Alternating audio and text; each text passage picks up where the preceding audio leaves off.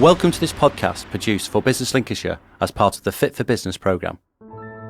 I'm Guy Lewis and we're joined today by Nat McMillan from McMillan Associates. Hi Nat, how are you? Hi, morning Guy, I'm really good. How about you? Yeah, very good, thanks. How's work been this week?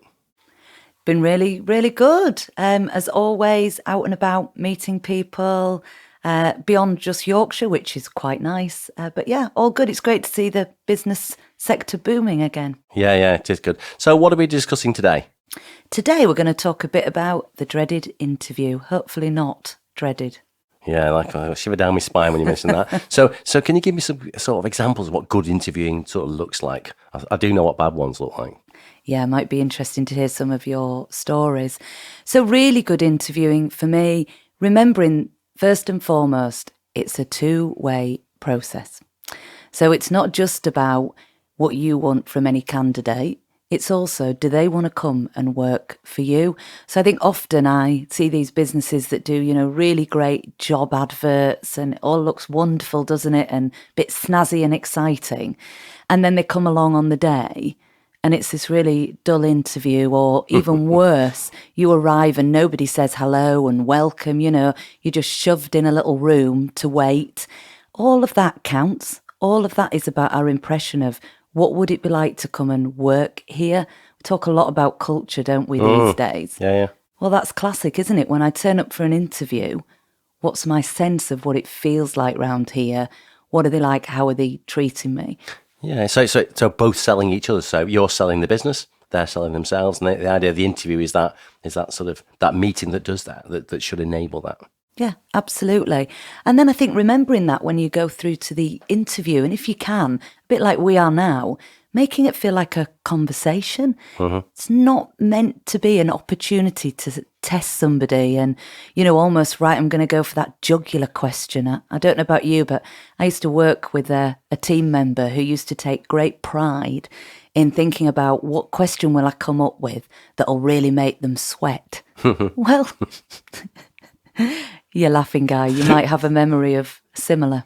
I've been in and done many interviews, and I've gone for people that I've known people that have had what candidate's really difficult, and someone goes like, and you get no answer. You don't benefit because it's so difficult. So that idea of trying to get the best out of the candidates, asking them questions that they can answer, having a conversation, giving them that sort of space to talk. Absolutely, because you want to hear from them, don't you? So, it's not about whoever's interviewing. If you're on a panel, if there's a couple of you, it's not about you filling up the airspace. Or everybody doesn't need to hear what you think about the business or the job. We want to hear from the candidate. I mean, I think a really good tip is that really nice opening question of, so tell me a bit about yourself, or why are you interested in here? What is it about the job that excites you? Just something that eases people in. And it's also okay to say at the beginning, we know you're probably feeling nervous, but please try and relax. We want to hear from you. We just want to have a conversation. I think you can set the tone in the environment right from the outset. And I know as a candidate, when I've gone in, that gets the best out of you, doesn't it? Rather than, right, sit down and here we all are with our big files and our pens and it's all very formal and it can be a little bit cold. And I don't think anybody performs at their best in that kind of environment. Yeah, I always wondered, is it worth, if you're going to interview somebody, you've got a position to fill, is it worth trying to practice? Is it worth trying to, go through that, do a mock interview with someone that's already in your business or your partner or someone you're, around? Is that something you should think of? I think that's a great idea. I mean, sometimes we forget that the people that are interviewing get nervous as well. Yeah. I know the interviewee does, but it can be quite nerve-wracking, especially if it's a really important role that you want to fill and you want to make a good impression. So I think doing a practice is great and a little bit of prep. So again, these sound really simple, but what questions are we going to ask? If you're interviewing with somebody else, just make sure you're not both planning to ask exactly the same question. Yeah, bad cop as well. Okay, and what about the environment? Is there a wrong environment for interviewing, the right environment, or is it just it is what it is? Well, I suppose some of it depends on your business, doesn't it? So I think there's something about setting out your stall from the beginning. So if somebody's going to be working in an office, I would probably expect my interview to be in a similar environment. But equally, if I'm coming to work manufacturing or in a factory, then I'm okay about being interviewed on site. That's where I'm coming to work. There is something about thinking about some privacy and about noise. So, yes, you might want to be in a factory, but I wouldn't suggest it right on the shop floor next to the noisy machine. So I think it's just thinking about that. Where can it be private? Where can it be somewhere that you're not going to be interrupted? Because I've also been interviewed by somebody who left the interview room 5 times. Now, what does that say to me? Tells me I'm not very important and this interview isn't very important. I know urgent things come up, but I think 5 times is a little bit excessive in anybody's book. Yeah. So think about the environment. And again, how can you make it feel a little bit more relaxed? Really simple things. Have you got a glass of water? I mean, I'm sure, people forget, don't they, these little things. And again, if you're nervous as a candidate, your mouth gets dry. Just having a glass of water next to you, or, when they come in, would you like a cup of tea? Have a sit down. I immediately am thinking, oh, great, this is somebody that cares about their staff. Again, just think about how you set it up. If you want people to do a presentation, just have a bit of a think about how easy is the equipment. Don't leave them, struggling to work out where's the cable, how do I switch on the monitor. Get up and help, or make sure it's ready to go. Or even better, ask them beforehand so you can have loaded the presentation. Okay. And I suppose, like anything, your first impressions count? Absolutely. We often talk about, as you know, Guy, I do some work with hospitals, and we often talk about when you first walk into a ward, what's your impression? It's the same, isn't it, in a restaurant? When I first walk into a restaurant, the first 30 seconds, what's my impression? Does somebody come up to me? How do they approach me? Hello, welcome, can I help you? Am I left standing there for 5 minutes with nobody bothered about me? It's exactly the same in an interview. So, do you go over, shake of the hand, introduce yourself? It really is the basics, but that's happened to me before. Somebody's just come and said, come through. Okay. And then I've sat down. No, hello, my name is, I'm joined by, if it was us two on a panel, Guy's with me today. This is the job. We're looking forward to hearing from you. This is my name. This is who I am. People just sometimes forget the basics, and I'm sure it's because they're nervous. But just have some notes in front of you, a quick reminder of what you want to cover. But first impressions, we've said earlier on in some of the other podcasts, it's really hard to recruit people at the moment. We're all competing for the same. So you want to be at interview, that business, that they go away thinking, that was great. What a great bunch of people. I really want the job. Not, well, I don't want that job and I'll be relieved if it's a no. So reinforcing that idea is this is a two-way thing. You've got to be attracting this employee to you. So be prepared, get the environment right, welcome people. First impression of the business, oh, we're a friendly lot, we're a nice lot, I want to be part of that team. Are there any other things we need to consider about individual needs around that interview? Yes. So thinking about accessibility, thinking about how we create that environment. So the obvious one people tend to think about there is people with physical disabilities. So of course it's really important. Ask people. Simple as that. Ask them. Are there any needs that you've got, any adjustments we need to make? So sometimes, are you on a second floor with no lift? Candidate turns up, we weren't prepared for that. But then, of course, we've got those hidden disabilities, haven't we? Neurodiverse has become something we talk about a lot more. I'm delighted that we talk about that a lot more. I have a nephew actually with Asperger's, so I think it's great that we're talking about it. But think about that beforehand. How can you help that candidate if they have any certain needs? I think the thing I'd say about that as well is don't be afraid to ask. I know a lot of the time people feel a little bit like they're walking on eggshells or they don't want to offend. If you just ask somebody, how can we support you? Do you have any additional needs? That's not offensive. In fact, that's really thoughtful, isn't it? And again, it makes me think, great, this is somebody that is interested in me individually and wants to support me. Okay. So we've got some sort of thoughts there about how we get the environment right, how we create a good impression, we prepare. Have you got any examples of sort of poor interviews, that type of thing? Things you shouldn't do? Yes, lots of them, unfortunately. So I've kind of talked a bit about the kind of bad practice, if you like. So, where you sit there as a candidate and 10 minutes in, all you've done is heard from one of the people on the panel talk about themselves. I also don't like those kind of questions that are, what animal would you be? Because, going back to, I think it puts people on the spot. It makes them nervous. Asking questions that are not related to the job. That seems to happen a lot more than you would expect, doesn't it? So, if I'm going for an HR job, why are you asking me about the finances? Yeah. Yeah. So be really clear that you're asking about the right job. And then, of course, the big bit about falling into hot water is being really careful about some questions that people ask. The trap that I still hear, and this might surprise you, is that women are frequently asked, are you planning on having children? Not a go at that one, is it, really? It's definitely not a goer. No. But it happens frequently. In fact, I would say regularly. Really? Yeah. I mean, it does surprise me. Like you, I would think people would know not to. But only somebody a few weeks ago shared with me that it had happened to them. So be really careful. Don't make assumptions. Be careful about banter in an interview. While I've said about it being informal, don't cross the line. It's still an interview. You don't necessarily know this person. Back to first impressions. So, yeah, think about what your questions are. They should be related to the job.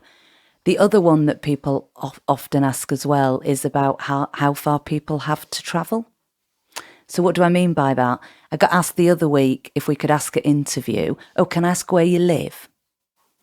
And we stopped that. And when I said to the person afterwards, you can't ask that, they said, well, I wanted to know if they could get here or how long their commute was. Well, that's up to the individual. They've applied for the job. They will consider whether they're going to travel or not, how they're going to travel. It's not for you to make assumptions and rule people out based on that. Would you be able to ask sort of, it's a 7 o'clock start. Can you get here for 7 o'clock? Is that a reasonable question? Absolutely. So that's about the job. It's a requirement. Again, it might be there's a requirement to do some night shifts, to work. Twilight shifts have become very common. Again, I'm thinking about manufacturing. It's quite common, isn't it, to work different shift patterns. All of that is absolutely fine. It's about you not making an assumption about somebody. It's always about being clear about the role. Okay. And I guess this thing about interviewing is also making it relevant to the role and relevant to the sort of level of that. If it's an entry level role, I guess you different things for different interviews for different jobs. Yeah, absolutely. So I always say to people, have a look at what you put in your advert, your job description, the job role. That's what you're asking questions about. Stick to that and you'll be absolutely fine. You won't get yourself into any trouble whatsoever. Which is sort of very similar to not putting something in the job application that is not relevant. I need you need a degree, but actually you're actually working behind a bar. It's like, well, why is that a relevant qualification? So I guess it's just being relevant through the whole process. Yeah, absolutely. The one about degree is a very common one, Guy, and a bit of a bugbear of mine, which I'm sensing it might be one for you as well. But yeah, what's actually required to do the job? And again, don't exclude people by putting in expectations that simply aren't required to do that role. Yeah, I think I came across an example where they were trying to recruit into hospitality, and there was all sorts of difficult questions. And actually, the person that was going to employ them said, "Why can't we ask them things like, what would you do if you came across this person that's behind the bar or a table, or actually, how would you introduce yourself to a potential client? That type of stuff. So you're actually getting real relevant things." Yeah, I think that's brilliant, and asking them to provide examples. So it's that good old, have you ever? Can you tell us about a time? So, you've just talked about in a bar. So can you tell us about a time when perhaps you've had a customer that's been difficult? How have you managed that? Those questions, absolutely appropriate. Okay.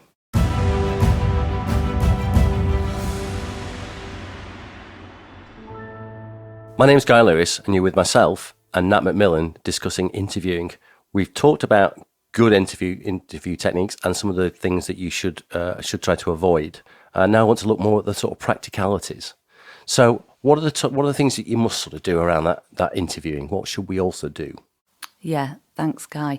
So you need to keep notes. So I've talked about, avoiding banter and other things. So have questions that you're going to ask, the same ones to the same candidates if you can. You don't have to be robotic and word for word, but, keep it around the same questioning. Then you need to score it so that you've got something objective. Why am I saying that? Well, in case somebody comes back and challenges you and says, the only reason I didn't get the job is because X, Y, Z, that you're able to say, well, you didn't get the job because there was somebody who was stronger than you at interview. This is why. You've got that objective, that good old evidence that we talk about in HR. Doesn't need to be complex, really straight, forward, score out of 5, but keep it. The other really important bit for me to share here is that those notes are personal data and can be requested. Okay. Why am I sharing that? Unfortunately, this is a really bad example where somebody wrote on their interview notes some very critical, personal information about an individual, and the words were mad, mad, mad, with 3 exclamation marks. The individual requested the interview notes. Okay. So you can imagine that's not a great place to be in. So just remember your interview notes. They are something that any individual can request. They don't have to work for you. So that's a good tip to remember, I think, in terms of what you're writing. And then just in terms of other good tips, I've already talked about that bit at the beginning. You're welcome, all of that, making them relaxed. But also, how do you end the interview? So when is the candidate's going to hear from you? Will it be the end of today? Will it be the end of the week? If it's not going to be the end of the day, then don't say that. Yeah. Be realistic in your timescales. We're interviewing 3 more people. We'll know more by the end of the week or next week or whatever. Give yourself probably a bit more time than you think you're going to need. Yeah, absolutely. And you can share how many people you're interviewing. You just can't say who they are. But you can say we've got another 3 people, or we're going to be meeting people for the rest of the week. I usually say you won't be hearing from us today. It's likely to be tomorrow, because I also think it's good sometimes to sleep on it and make your decision the next day. And that's just something I do. Make sure you've got the contact details of the candidate. So, simple things like that. Have we got the right mobile number for you? We'll be in touch. And then finally, for those candidates that haven't been successful, offer them feedback. Yeah. I just think on that scoring thing, there's sometimes a reticence to score things as you go along because you don't know what you're comparing against. But I guess you're going to say, no, score it as it is. You could always then adjust, being that I gave someone a 5, but you know what? The next candidate was even better, so I'll downgrade them afterwards. But you'd say capture it as you go along. I would definitely score as I go along, because I think that's the fairest way. And even if your score's wildly different to the other person, it doesn't matter as long as it's consistently wildly different. It's all about your view. And as long as you're able to say, I scored them that because of this, absolutely fine, as you say, Guy. I also think it's good to score independently. So rather than have a conversation about each candidate, just do that, what did I think? And then have a conversation, just so you don't get overly influenced by somebody else's opinion.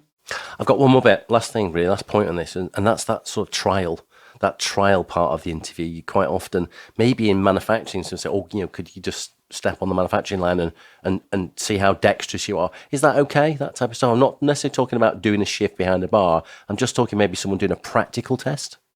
Practical tests are okay. I mean, I'd be careful in manufacturing just because of the health and safety training, and training. But certainly, the good examples are things like asking people to do some work on a spreadsheet, asking people to look at Word documents. If people are going to going in to do an administrative role, absolutely appropriate that you would say, here's a typical example of some admin tasks that we might want you to do. But again, you might want to get them to do a bit of role playing if they're going to be in a customer service role. Okay. They're absolutely appropriate as long as it's related to the role. So, don't ask me to have a look at our accounts, our annual accounts for the year, if I'm coming into work on reception. No, absolutely. Well, thanks for today, Nat. That's been great. Brilliant. Thanks, Guy. You've been listening to a Business Lincolnshire podcast. Look out for the next episode. If you're listening on the Business Lincolnshire YouTube channel, don't forget to give us a thumbs up or subscribe down below. If you're on your favourite podcast platform, then remember to follow the show. More information at businesslincolnshire.com.